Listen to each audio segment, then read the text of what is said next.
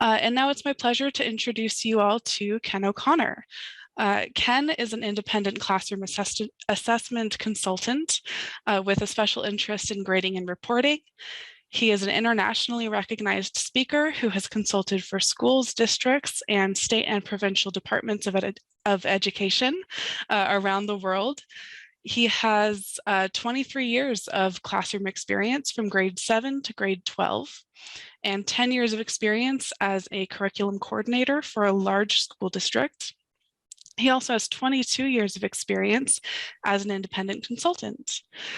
Ken was born in Melbourne, Australia, but he has lived most of his life in Toronto, Canada, where he's calling in from today. So without further ado, take it away, Ken. Thank you, Olivia, and thank you everybody for joining us tonight. And welcome from Toronto. I was trying to go through the chat and see, I think I counted at least 20 US states, some people from BC, from Ontario, and one from Australia. So I'd like to give, as an Aussie by birth, I'd like to give a special welcome to the person from Byron Bay. And I'd like to especially welcome some people that I recognized who are attending tonight. So thank you, Shannon, Matt, and Rose. I would like to begin by honoring the land that I'm on. The land that I'm on today is the traditional territory of many nations, including the Mississaugas of the Credit, the Anishinaabe, the Chippewa, the Haudenosaunee, and the Wendat peoples, and is now home to many diverse First Nations, Inuit, and Métis peoples. I also acknowledge that Toronto is covered by Treaty 13 signed with the Mississaugas of the Credit and the Williams Treaties signed with multiple Mississaugas and Chippewa bands. And I noticed that there were several people in the chat that did a territory acknowledgement. And for those of you who are not familiar with territory acknowledgements, it is very much the norm for us because we are very conscious of the truth and reconciliation process that is going on with our First Nations, especially as it relates to the residential schools where First Nations children were taken away from their families and forced to attend these schools. And in the last year, there have been discoveries of large numbers of child graves on the sites of those former residential schools. And so we're very conscious of this and believe that it's important that we acknowledge it. So, grading after the pandemic. I think that it's obviously something that we need to think about. What adjustments did we make during the pandemic? What are we doing as hopefully we're coming out of the pandemic and school is at least a little bit more back to normal, at least more in person in most places. And so what I'm going to present to you this afternoon, tonight, may, for some of you, challenge you, may be new landscapes. And I think Proust suggests something that's very important when we are considering the challenging, difficult topics, new landscapes. And he says that what we need to have is new eyes. And in this context, in the context of professional development, professional learning, I think new eyes means two things. It means an open mind and an open mouth in the sense of what the questions you have, in this case, that you'll put in the chat. And the thinking frame that I would like to suggest to you is, are the things that I'm suggesting to you, do they affirm your practices and beliefs? Are they suggesting some fine tuning? Or are they in some way challenging your practices and beliefs? So that's a thinking frame that I would suggest for this webinar tonight. And the other thing I'd like to do by way of introduction is to thank Corwin for providing me with this opportunity. I'm always pleased when I have an opportunity to talk about grading, and especially in connection with my Corwin book, How to Grade for Learning. And I'd like to say, if there are people that are unfamiliar with the book, that one of the best features of the book is not what I wrote, but there are 41 educators who have 48 education educator contributions in the book. So it's drawing on the knowledge and understanding of a lot of people in terms of the issues around grading and reporting. So the first thing I want to start with is terminology, because if I understand terms in one way and you understand them in a different way, we have no basis for a useful dialogue, no basis for understanding. And so there are two sets of terms that I want you to be clear about how I mean and understand them, so that we can have shared understanding. Because we have lots of terms in education that are used almost interchangeably. They have different meanings. They have different meanings in different locations. Sometimes school districts side by side have different understanding of terminology. And so the first set of terms that we need to be clear about are these: marks and scores and grades. For me, marks and scores are what we put on individual pieces of student assessment evidence, the 7 out of 10 or the rubric score. And they are different from grades, which are the summary symbols on report cards, whether we use letter grades or percentages or some other symbol system. And I make this distinction because there are two very different processes involved. When, as a teacher, I'm looking at an individual piece of student assessment evidence and deciding its value as a score or a mark, that's completely different than when I'm summarizing those for a symbol on a report card. As they are different processes, I think we communicate more clearly when we use different terms for them. Now, I'm not trying to change the way anybody uses these terms. I recognize that probably all Americans that are in this webinar use the term grades for both of these. Canadians that are in the webinar use the term marks for both. So in each case, one term is used with a double meaning.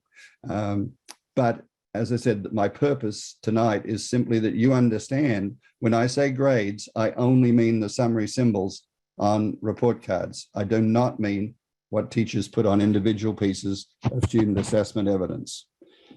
And the other set of terms that I think it's important to be clear about are the terms that we use for learning goals. Most commonly now we use the term standards, but in some places, actually where I live, they're called expectations. In some places, they're called outcomes. In some places, they're called competencies. Some see fine distinctions between some of these, but you'll notice that I have equal signs. And so as far as I'm concerned, these are interchangeable terms, and I will tend to use them that way. So just being clear then on basic terminology. So what did we learn? What are we still learning from pandemic schooling? I think Jay McTighe pointed us in a really good direction when he said, you know, after crisis, it gives us that opportunity to step back, to re-examine what we've done. And it's an opportune time to scrutinize our current system, to scrutinize what we're doing, what we did during the pandemic, what we can learn from that as we move forward. And I think it's also really important to consider this quote from a Harvard professor, that we don't, or we shouldn't be keeping schooling the same when every other aspect of our society is changing dramatically. You know, and part of that is what we learned in the pandemic. But, you know, over the last few number of years, we know now so much more about how children learn. We know so much more about how we can use assessment effectively to support learning. And our society, our economy is changing dramatically. And so why it makes no sense to keep doing things the way we did them. It's perfectly appropriate to be challenging traditional practice. And when we do that, sometimes there is a fear, there's a danger that people will say, well, I'm doing what I think is best. You know, are you saying that I've been wrong? And in that connection, I really like this quote from Carol Commodore. What we know today doesn't make yesterday wrong. It makes tomorrow better. And I think about that a lot, because I will acknowledge that most of the things that I am going to suggest we should be doing tonight are not things that I did when I was in the classroom, because I didn't know any better. And so I think it's really important that we think about change in this way. And I think we saw lots of headlines like this, that during the pandemic, we needed grace, we needed patience, we needed empathy. And This is talking about one Baltimore school where they're helping unraveling the emotional mysteries from the pandemic that are still happening in schools. But I think the grace, patience, empathy were things that we heard throughout the pandemic and still apply. And they apply to everything, and they also apply to what we do in grading and reporting. And so there were two, I think, main pandemic mantras. One was do no harm, because of the difficult circumstances. And the other was, given the role of grades and what was happening in schools, that we should have grace before grades. And those were things that sort of as mantras that I heard over and over again. And so what that led to was many teachers being more flexible about timelines, providing students with multiple opportunities to provide the evidence that was needed to show that they were achieving.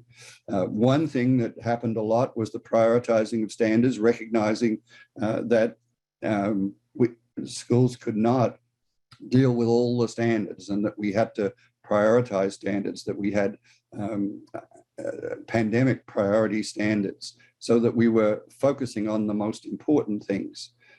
In a lot of places, they reduced the number of grade categories, in some cases simply to pass fail, because we didn't have as much reliable evidence to determine grades.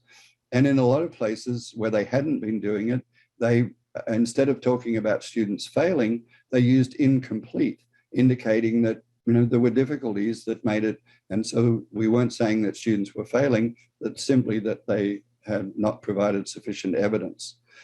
And another thing that I think happened during the pandemic was a lot of teachers conferenced more with students because they weren't spending as much time in presentation mode. A lot of the asynchronous time gave that opportunity for conferencing more, for both giving students feedback and for evaluative, discussing what students had done.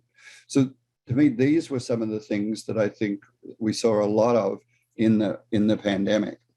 And so what should our grades be? And I think they should be calm. And by that, I mean, they should be consistent, accurate, learning focused, and meaningful. And I think the essential question, the critical question that you have to ask and answer is, how confident are you that the grades that students get in your district, in your school, are calm? These are the 4 conditions of quality for grades, of effectiveness. Grades need to be consistent, accurate, learning focused, and meaningful. They need to be consistent because it shouldn't be a matter of chance whether a student is in teacher Y or teacher X class. If they're achieving at the same level, they should get the same grade.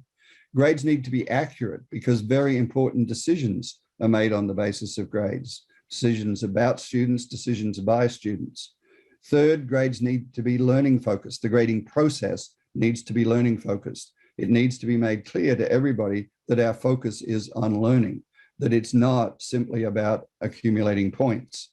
And fourth, grades need to be meaningful. They need to be based on the learning goals. They need to be telling us how students are doing on those learning goals. These, I think, were important during the pandemic, and they're still, to me, the critical conditions of quality. And if grades don't meet them, they're broken, they're ineffective.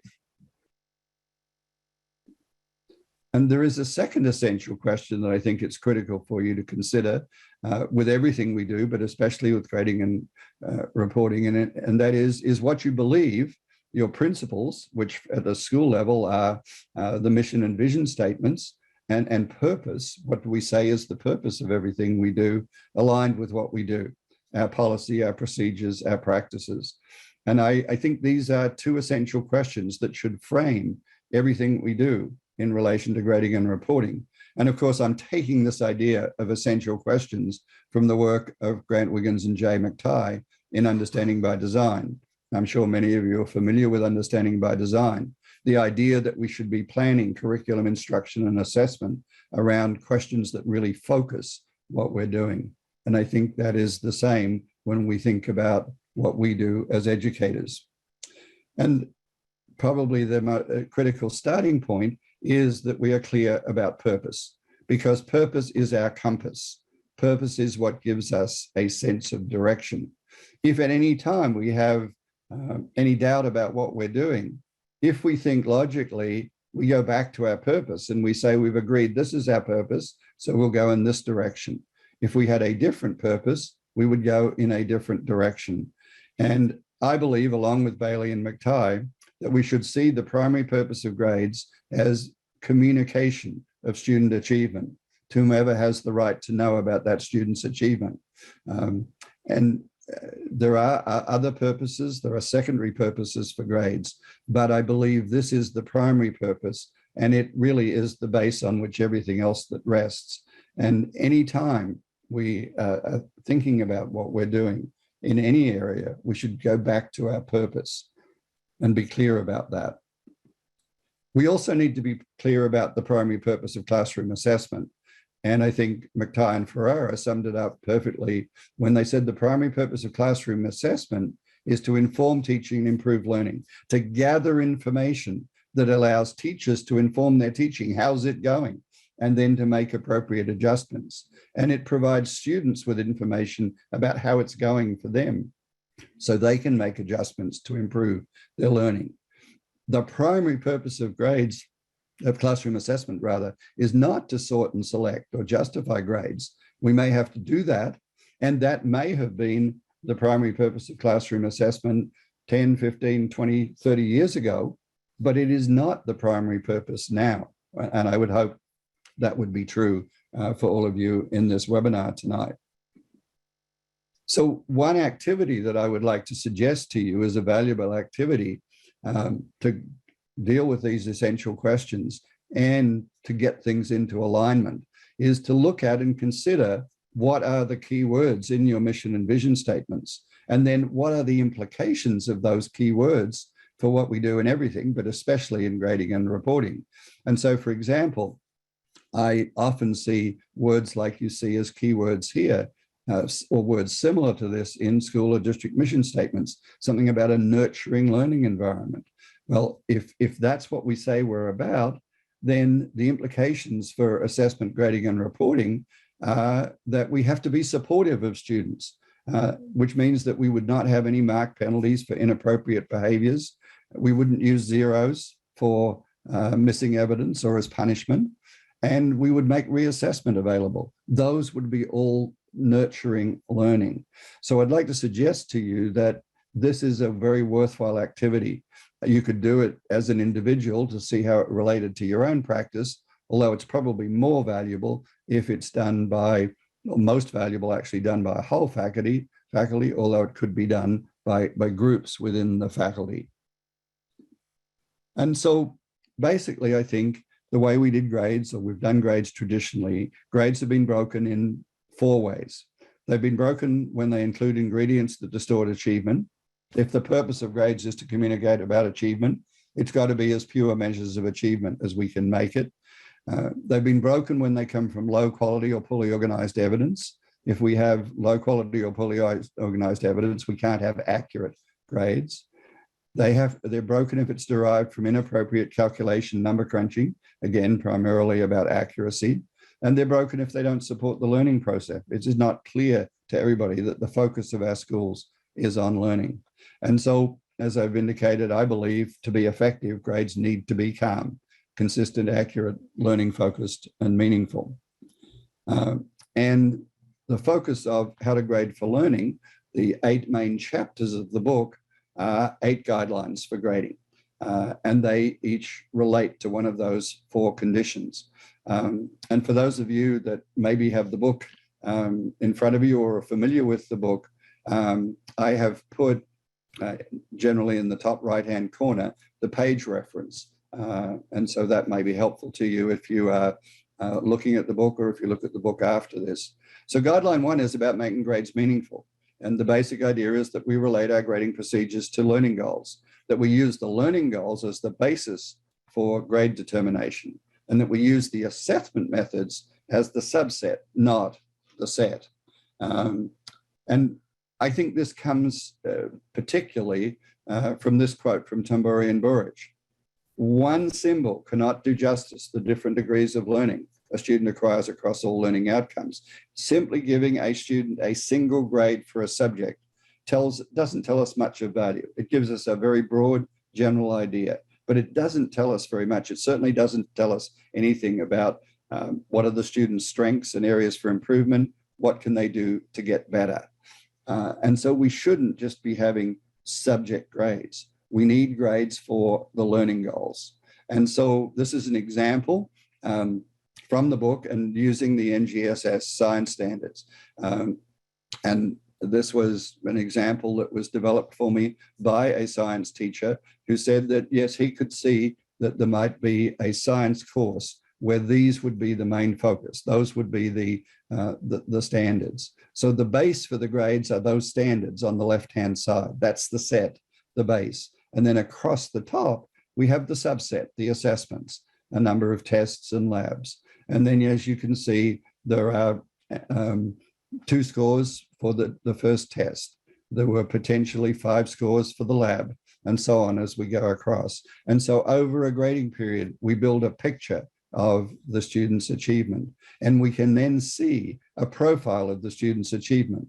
Where are their areas of strength? Where are the areas where they're okay? Where are the areas that they need improvement? This is far more valuable information than saying that they've got 72% or a B- for science. Guideline 2 is about making grades consistent. Guideline 1 is about the what of the learning, the content standards. Guideline 2 is about the how well of the learning, the performance standards.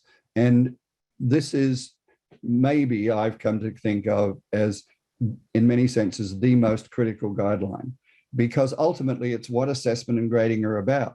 How good is it? How is it good enough? And so it's really the critical point in the grading and assessment process. And if we don't do this well, this is where schools and districts have got into trouble.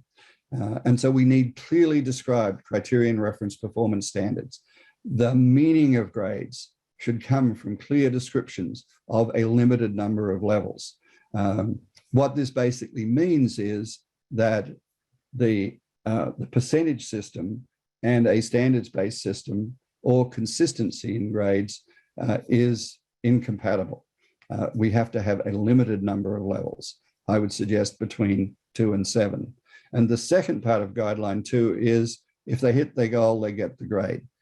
It's about being criterion referenced, not being norm referenced. There is no suggestion of a bell curve. If we teach well, if the students learn well, we might have every student getting the highest grade.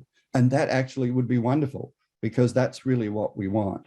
So no suggestion of anything that vaguely resembles the bell curve. And I think, as I said, we're looking at how good is good enough. What's the reference points we use? And if we think about some areas where there may be different standards, for landing a plane safely, anything less than 100% is unacceptable.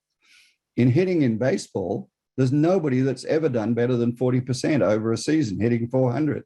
Hitting 300 is excellent. We'll get you a salary of probably $25 to $30 million a year now. And if you're hitting 2 out of 10, you'll probably keep a job in the major leagues.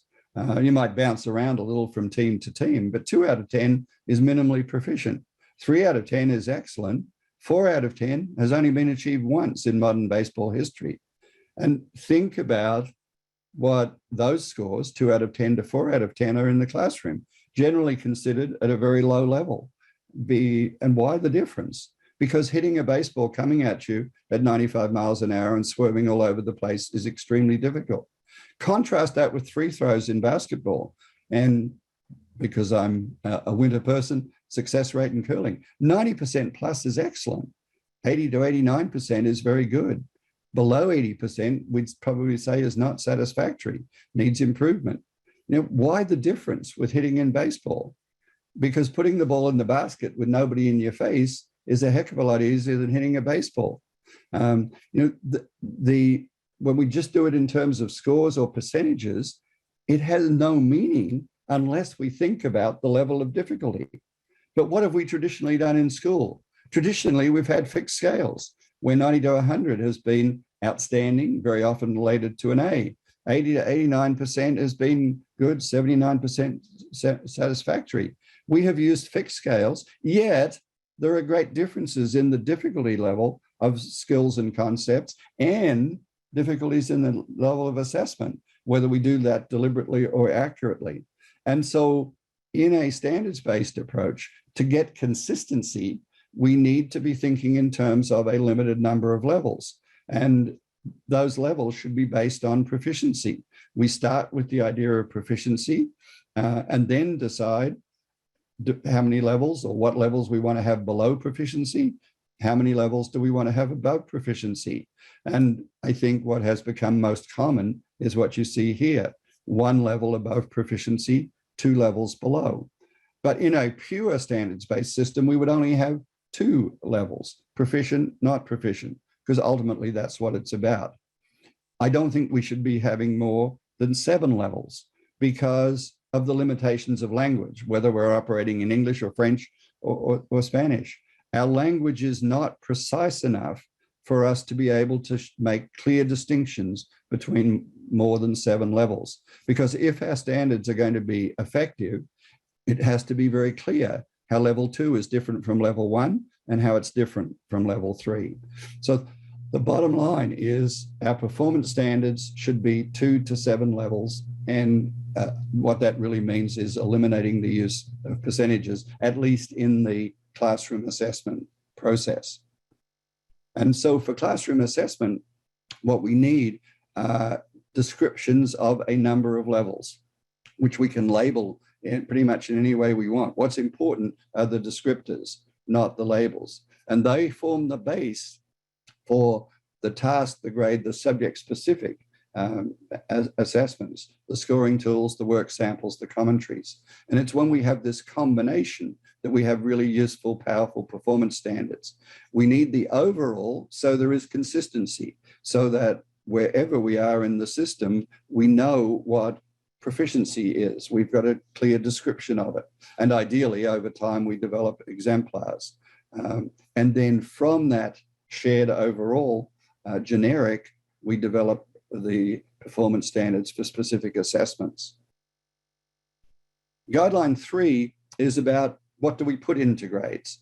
And the basic problem that we've had here has been what many people have described as hodgepodge grades, that grades have had everything but the kitchen sink in there. They've had a mix of achievement and behaviors. And so the basic idea in Guideline 3 is that the only thing that go into grades should be achievement of learning goals, that effort, participation, behaviors that we value should be reported separately.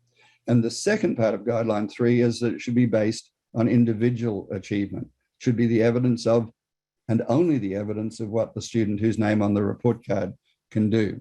And the basic idea that's involved in Guideline 3 is illustrated in this graphic. The outside rectangle is everything that students can do. The inside rectangle is what we select to assess. Some of it's process, some of it's product. When we put it together, it is achievement. By definition, what's in the standards, what's in the public published learning goals, those are or should be the grading variables. All of the things in the little box on the left-hand side are very, very important. But unless they are specifically mentioned in the standards, they are desirable behaviors. They're not achievement in and of themselves. And so we should see those as reporting variables, not as grading variables. And then what I think that means then is that what we need to do, is we need to have report cards where we report about achievement of standards, and we have a separate section where we report on maybe 3 to 6 behaviors that we most value. And then there are a whole list of other behaviors that have to be addressed because they are behaviors that have often found their way into grades. And so what I did here was simply list those behaviors and the page references for the book. But it means that attendance is not directly part of grades. It's not about seat time, it's about what the students know. It means that academic dishonesty is treated initially as a behavior, and there are behavioral consequences. And the assessment consequence is do it again honestly. because we need untainted evidence of what the student knows, understands, and can do. Effort, participation, attitude, those are important, but we should report on those separately. Another behavior that has often found its way into grades is students handing in late the pieces of evidence that they're supposed to submit. And for that, we've often used mark penalties. And what I believe we should be doing is providing support for those students, finding out why they're not getting things in on time, and then providing them with the support to get it done. That, of course, is a way we have deflated grades. We have inflated grades with extra credit and bonus questions. And I think both of those are inappropriate and shouldn't be allowed. And then the last issue is the learning together, cooperative learning, group work.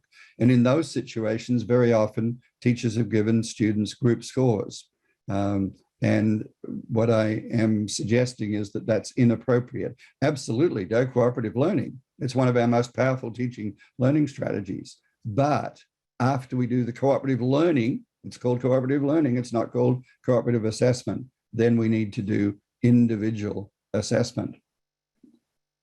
Guideline 4 is also about what do we include in grades, the idea that we should be sampling what students do, not including those. And that sampling basically should be about making the distinction between formative assessments, the assessments that happen while learning is going on, which simply should be for feedback, not scores. And what should primarily go into grades is evidence from summative or evaluative assessments. And so I think it's really important to think about these 5 things about formative and summative assessment. What is the purpose of formative and summative assessment? When does it occur? Formative assessment occurs during learning. Summative assessment happens at or toward the end.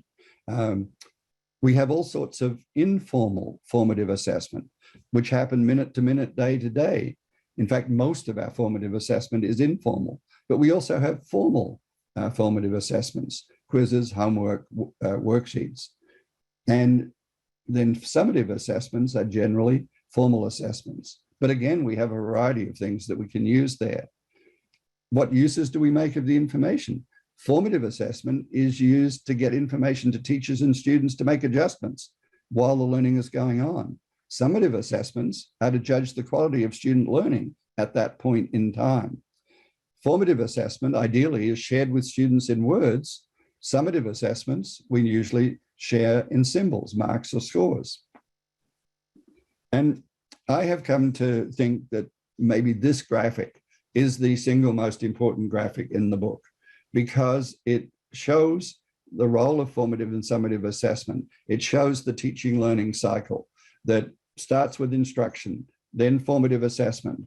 Depending on how students do, that may lead to enrichment, it may lead to correctives. And then we do further instruction, and there can be a cycle there.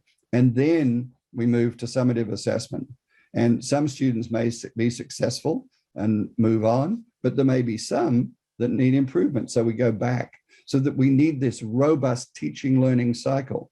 And that you notice from the number of little lines and how much of it is learning and practice and how much of it is performing. Most of what we're doing is learning and practice. A very small part of it is the performing, is the summative assessment. But if we do the learning practice part well, students are well prepared for those summative assessments. They enter those summative assessments confident. They know what they know. And so this, I think, is an absolutely critical part of what we do in classrooms. Guideline 5 is stated a little bit tritely, grade in pencil, but the basic idea is that we need to be able to update our records easily, because learning is an ongoing process. Most learning, especially if we're standards-based, is cumulative and developmental. And what a student is doing in December makes basically what they were doing in September irrelevant. Because if teaching and learning is working, they know, understand, can do a lot more and at a higher level in December than in September. So in determining grades, we need to use the most consistent level of achievement with emphasis on more recent. And this means that students have to have a variety of assessment opportunities, both in terms of method and number. And to illustrate that, I'd like you to think about this activity. I'd like you to imagine that you're going to take a skydive, and the company that you're going to do the skydive with has recently trained 3 parachute packers. And what you see on the graph are the scores that those 3 student parachute packers got on the 9 tests that took place during the parachute packing course. The horizontal line is the competency or mastery level. The dashed line are the scores for student 1. The solid line are the scores for student 2. And the dotted line are the scores for student 3. So this is basically the information you have to decide who you want packing your parachute for your skydive. Now, there is one other very important piece of information, and that is when you are choosing the parachute is after the end of the course. So in terms of a timeline, we're off the right-hand side of the graph. So with that information in mind, I would like you to think for a few seconds and decide, do you want a parachute packed by student 1, by student 2, or by student 3? And would you please put your response in the chat? I'm seeing 3s. So far, all 3s, still 3s, only 3, please. Some people saying 3, please. So it's pretty much unanimous. Oh, no, I had one person who wanted student number 1. So, you know, almost unanimous. Oh, somebody wants 2. You know, I don't like 2 because it looks way too much like my golf game. Consistently inconsistent. I think if you choose student 2, you have about a 50-50 chance of the parachute opening. And I don't know about you, but if I'm going to jump out of a plane, I want better than a 50-50 chance. There was a few people actually by the end who chose student 1. And, you know, this is not real, it's fanciful, so we all make our own assumptions about it. But my assumption is that the early tests were about putting parts of the parachute together. The later tests were putting the whole thing together. And I think we often see this in classrooms, that students are good with the bits, but they're not good when it comes to putting the whole together. And so if my assumptions are correct, I don't really think we want a parachute packed by student 1. I'm with the vast majority of you who chose student 3. Student 3 clearly had some difficulty in at the beginning, but has clearly mastered it at the end. And that's the person that most of us want packing their parachute. But what you need to think about is, if these were scores in a grade book, and we determine grades in the way we have traditionally, add up the scores and calculate the mean, students 1 and 2 would pass and student 3 would fail. Yet almost all of you chose student 3, because that's not the mental exercise that you went through. The mental exercise you went through is who is proficient at the end. And so you chose student 3, as I would. Putting that more in a classroom, a school context, think about these learning curves for 4 students. Imagine that these are scores for grade 7 persuasive writing. Bob is basically the student that doesn't need the teacher. Gwen is a fairly typical successful student. And sometimes we see learning curves like Roger and Pam. You know, they started low, but with persistence and probably good teaching, they were achieving at a high level at the end. All 4 of these students should get the same grade at the end. Now, in describing their learning, we would say different things, but their grade should be the same because we have enough evidence that they're all achieving at that level at the end. We're going to emphasize the more recent evidence. Guideline 6 is about how we determine grades. And I think the basic issue here is that it should be more than simply calculation. It's a professional responsibility. It's a professional activity. So we should be determining, not just calculating grades. We should be crunching numbers very carefully, if at all. And that what we really should be thinking about is, what's the body of evidence that the student has produced? And to that body of evidence, we apply professional judgment. In the book, as I said, there are a whole lot of educator contributions. And I thought this one from Douglas Reeves was very, very powerful, and where he points out what kids learn about measures of central tendency. and that we learn that there are three perfectly acceptable measures of central tendency, and that each of them has strengths and weaknesses, that some of them are more appropriate with some distribution than others. And so students understand through generally grade 5 math the problems with mean, median, and mode, and especially with mean, which has been our predominant measure. So, as Reeve said, why do we keep using it when we know that the mean is not mathematically the right measure of central tendency when there are outlier scores? Ultimately, I think we should be determining grades for standards by looking at the most consistent level of achievement with emphasis on the more recent. So we would have grades for however many standards that we have. And then where we have to have a subject grade, I think the best way to do that is with a logic rule.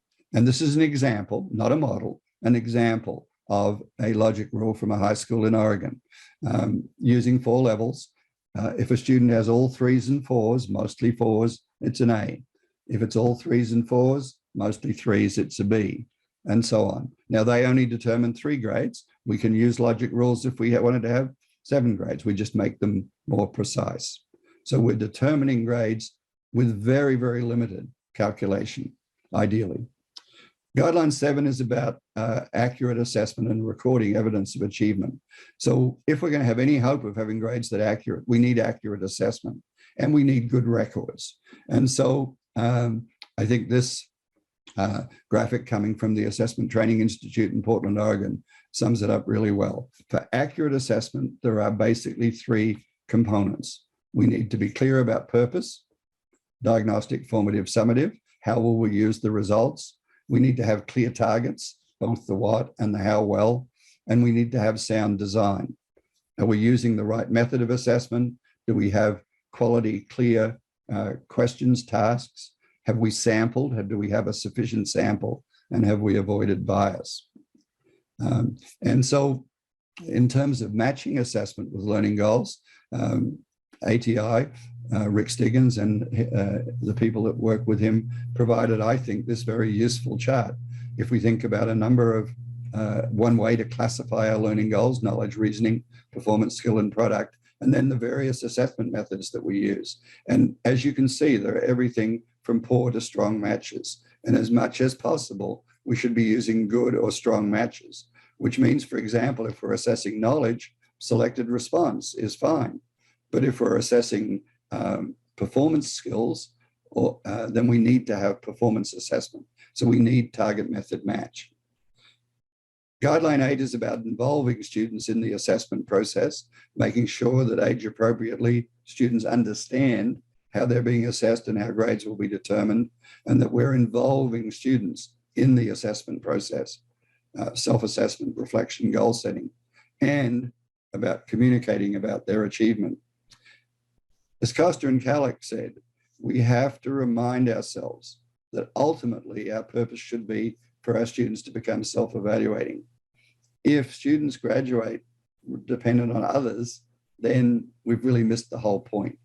Ultimately, it is about students knowing where they're at. It's about students being able to answer these 3 questions. Where am I going? Where am I now? And how can I close the gap? And I believe if we're involving students in the assessment process and in the communication process, in very short order after starting a school year or course, if we're doing it right, students can answer these questions. So what are the grading practices that should stop? What has the pandemic, I think, helped us to see? The grading practices that should stop are using points and percentages. We should be using proficiency levels. We should stop having requirements for there to be a set number of grades per week. It still amazes me that there are schools and school districts that say that teachers have to enter 2 grades per week. If they're doing that, that means they're putting scores on formative assessments, which shouldn't have scores. They should only have descriptive feedback. Another thing we should stop doing is having quarter or trimester or any division of the school year grades carved in stone. if in any way the learning is cumulative and developmental, it should be on a continuous basis. And I also think we should stop having grades for subjects in elementary and middle school. We should only have grades for standards. There is no reason, no educational reason, no communication reason. We should start or continue doing, and that depends on where you're at, basically doing the things that I said were the things that happened but more during the pandemic. We learned that those are things that we should be doing all the time. We should still have as mantras, do no harm, grace before grades. We should have flexible timelines. We should be providing multiple opportunities. We should be prioritizing our standards. We should be reducing the number of grade categories. If students haven't provided sufficient evidence, they don't get an A, B, C, or D, they get incomplete.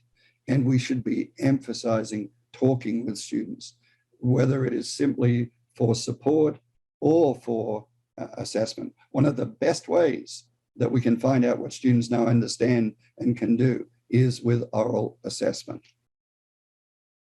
So, somewhat quickly, those are the 8 guidelines. I believe that they were what should have been being done before the pandemic, during the pandemic, and after. And I think what we learned from the pandemic is do no harm and grace before grades. So over to you, Olivia. And now we'll get to that Q&A.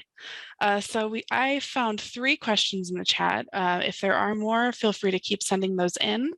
We might not have time for them all, but we can get those answered for you after. Our first question is from Pamela. How do we help make our grading clear to post-secondary institutions that are still following a traditional sense of grading? Well, I think we have lots of evidence that those post-secondary institutions are absolutely fine with standards-based grading. The reality is that every post-secondary institution manipulates what they get from schools according to the way that they think things should be done. And so I think as long as we provide a profile that tells the post-secondary institutions what we're doing, that we'll be fine and the kids will be fine. I mean, we know that students get into even highly selective post-secondary institutions from schools that don't have grades at all. We know that they get in with proficiency-based grading. Having said that, I think that we're going to continue to see for the foreseeable future that most high schools will continue to have either letter grades or percentage grades at the end of the process. But hopefully the process is one that follows the 8 guidelines that I've talked about. And if it does, then those grades are consistent, accurate, meaningful, and supportive of learning. And many of the post-secondary institutions have recognized that. They've said anything that you do that makes the grades more accurate in particular and more consistent, they're very happy about that. Okay. All right, great. Our next question comes from Diane.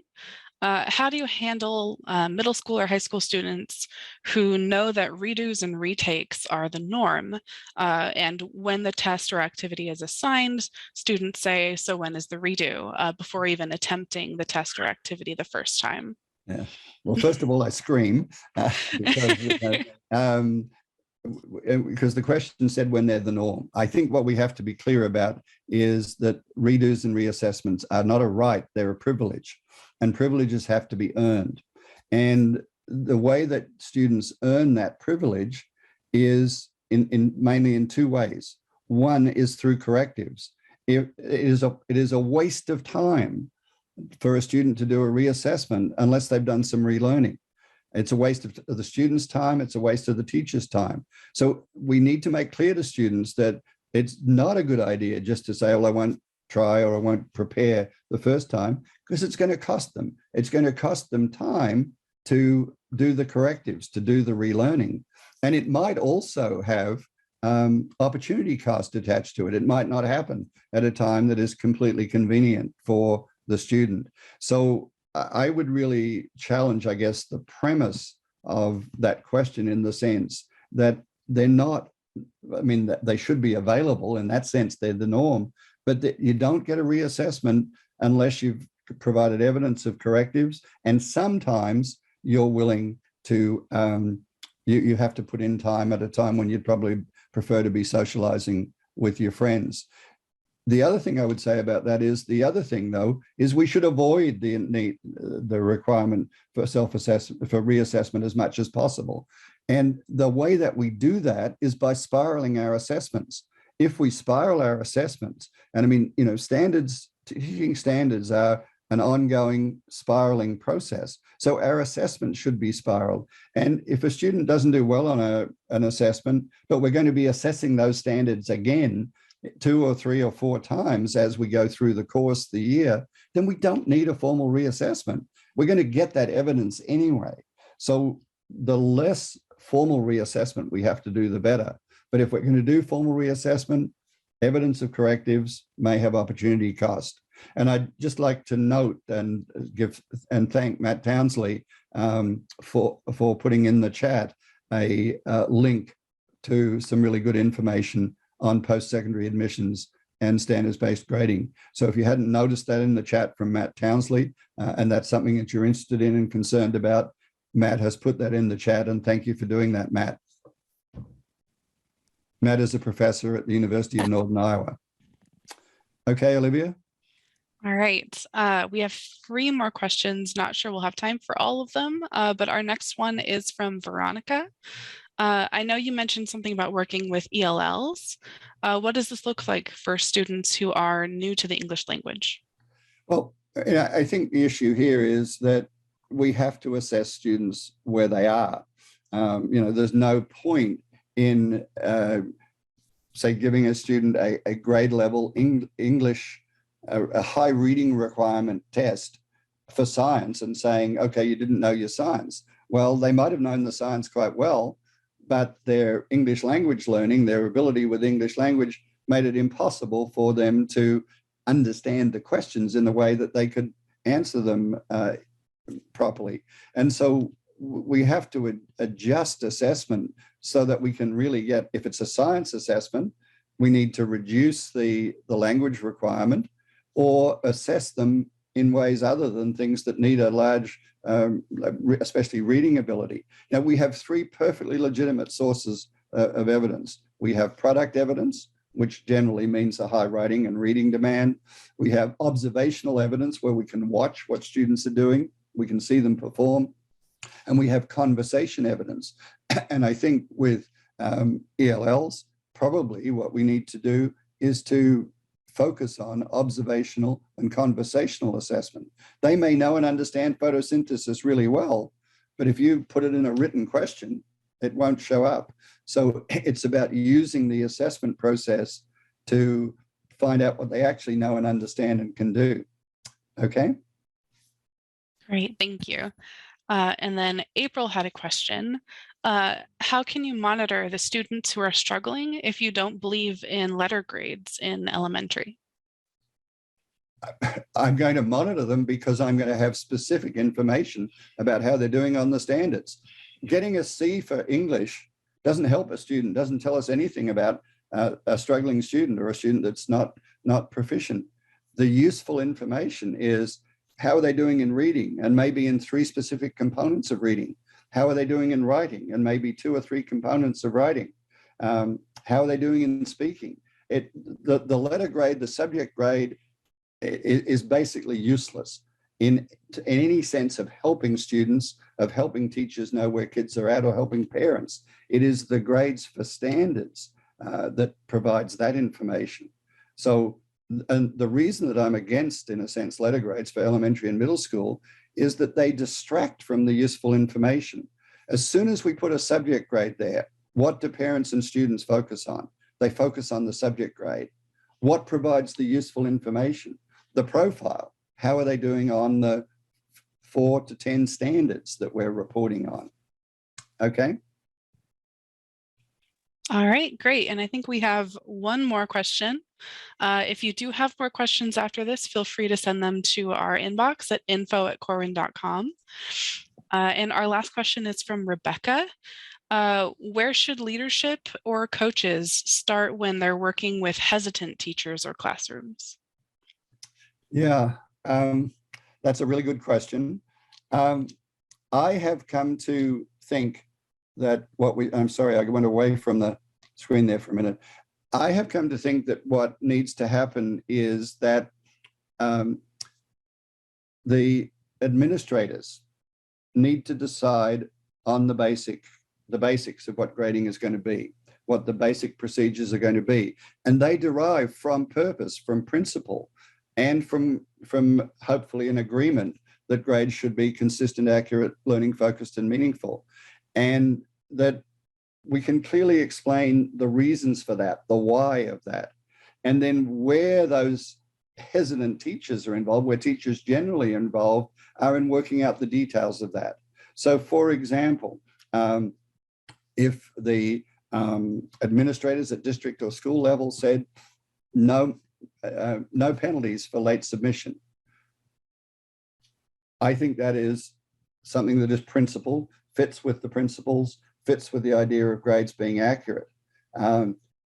Where we would then involve that, so that would be tight, and there's one way to describe that. And then what in a sense is loose are the details of that. That's where we would involve the teachers. So what we're really asking teachers to do is to commit to the big idea, but then say, okay, how are we actually going to do it? What are the ways, what are going to be the consequences for students not submitting evidence on time? What supports are we going to provide? So, and that will vary, of course, according to school structures. I mean, sometimes those support times are before school, sometimes lunchtime, sometimes after school. Increasingly, schools are building support periods into the timetable so that the support and the consequences, I think, is where all, but especially hesitant teachers, should be involved. Okay. All right, that is amazing. I think we are right at time. Thank you so much for your time today, Ken. That was awesome. Thank you to everyone who has joined us today. And we'll wrap it up there. So Okay, have a great rest of your day. Absolutely. Elena, Sorry, can I just say, I would again like to especially thank Matt, and I see a couple of other people put additional resources in the chat. So I'd really thank them for that, and remind people that they're there, some on ELL, some on secondary admission. So thank you for that, for adding to the webinar. And so thank you everybody for participating. I hope it was useful to you, and I wish you a good night. All right. Good night, everyone. Thank you.